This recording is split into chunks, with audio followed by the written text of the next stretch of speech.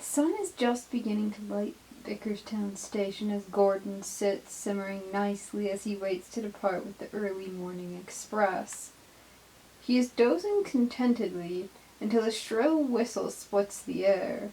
Startled, his eyes fly open and he gapes dumbly. Donald shoots through, a bit too fast for a station zone, but who cares when it's dawn and that side of the station is dead anyway. With two unfamiliar engines and a brake van coupled up in front.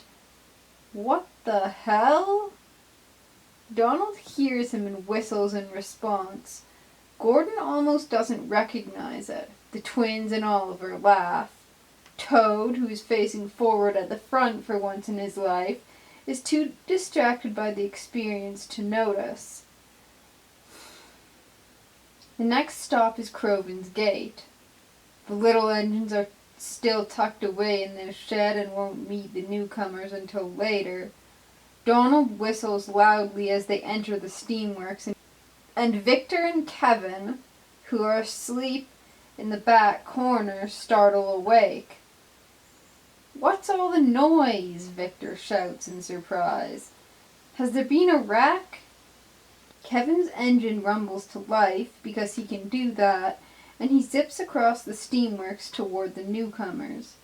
Victor, whose fire hasn't yet been lit, stays where he is and observes. "You three look like you've seen better days," he notes after a moment.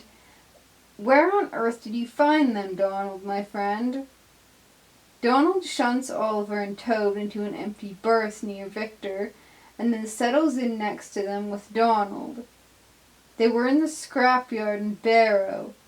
This is Oliver, his brake van Toad, and my twin brother, Douglas. Victor and Kevin stare. "Since when do you have a twin?" Donald eyes them. "Since always," he says defensively. "I had to leave him in Scotland because of that." He cuts himself off quickly. "Anyway, I thought you was dead, Doogie. Nay worry, Victor'll get you fixed right up. Aye?" The last word is directed back at Victor, who examines them from his place in the corner. Toad and Oliver are in reasonable shape. Their paintwork is shabby and they clearly haven't seen a wash down in some time. But other than that, they look okay. Douglas, though, he is less fortunate.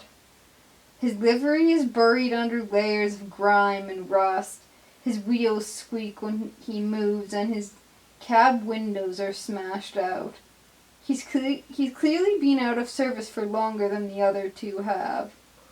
"Is the Fat Controller aware of this?" Victor says carefully. Donald changes in an instant. "I dinna care about him. Dougie's my brother. That fat git separated us once. I willna let it happen again," he snaps. Douglas is surprised. From what he's heard, Sir Topham Hatt is a kind man with a love for steam engines. "You dinna think he'd throw me in another scrapyard, do ye?"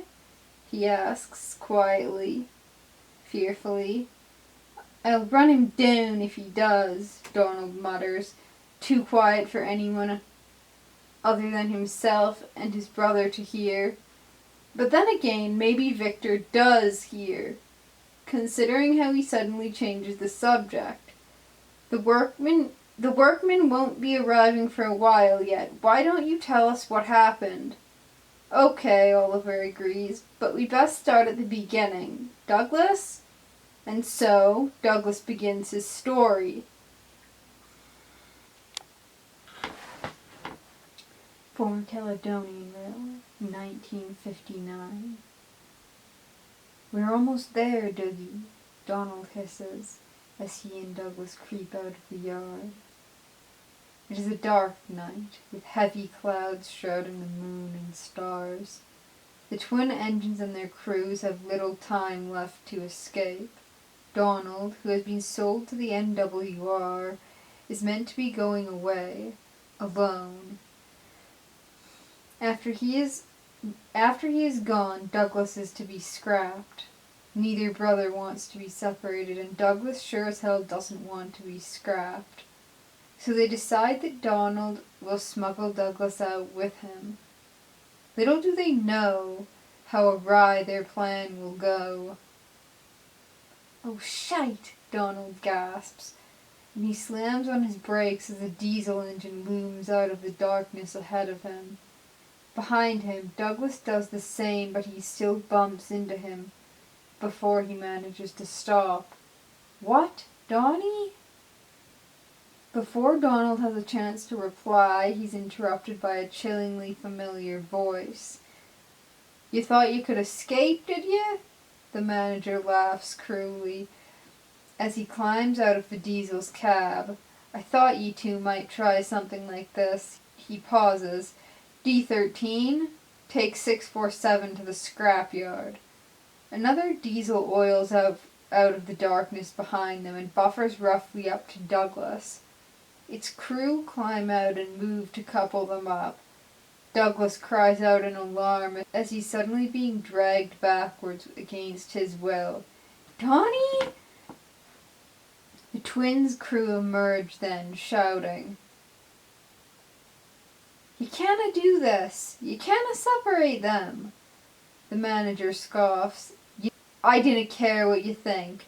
These engines are my property and I will do with them what I please." He motions to the side, and several men appear from the shadows, approaching the line and dragging Douglas's crew away from their engine. Things get messy then. Douglas's crew fight, of course they do. Punches are thrown and Donald's crew move to aid their friends. The manager speaks again, an oily suggestion on his tongue. "Dinna waste your time. Go while I'm still willing to let you leave. Or would you rather see your precious engine scrapped alongside its counterpart?" Donald's crew hesitate. They know he's not messing around. He would scrap Donald too, alongside Douglas, if given the chance. "Just go," Douglas's driver shouts at them. "You'll see us again." "Go while you still can. Dinna let Donald die," called Douglas's fireman, right before he's knocked down by one of the manager's lackeys. They are caught between a rock and a hard place. If they stay and try to save Douglas, they risk losing both engines to the scrapper's torch. If they go, Donald will be safe, but he would probably never forgive them for leaving his twin.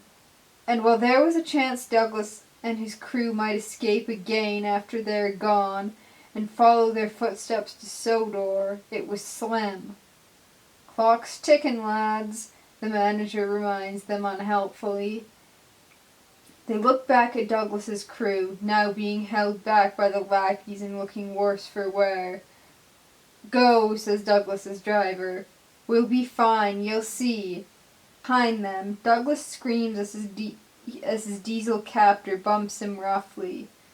His brakes screech on as he tries to keep himself from being taken away.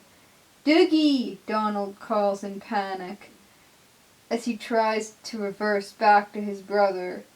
He fails though when his driver, with a heavy sigh, locks his controls. "I'm sorry, my boy," he says sadly, and places a hand on the side of Donald's cab.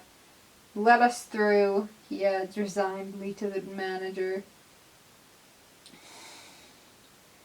The diesel blocking their path pulls on to the next line over, and Donald's driver eases open the regulator. "No!" Donald screams as he pulls forward. His crew ignore him and start to guide him out of the yard. "No! Doogie! Donnie!" Douglas calls back, but is swiftly silenced by another bash from D13. Donald struggles, tries to hold back, but he's locked out of his own controls and helpless against his driver's commands. "Stop! Stop! I will not leave my brother!" Donald screams, begs practically. Douglas watches, pulls against the diesel holding him back in an effort to follow, but he ultimately fails and is dragged backwards into the dark and the shadows. He hears Donald screaming. He hears Donald screaming at his crew as they force him down the line, away. His whistle is shrill, frantic and furious. Douglas whistles back, a final goodbye. The sky opens up, rain pouring down in torrents and thunder rumbling overhead, like steam engines racing down a distant line.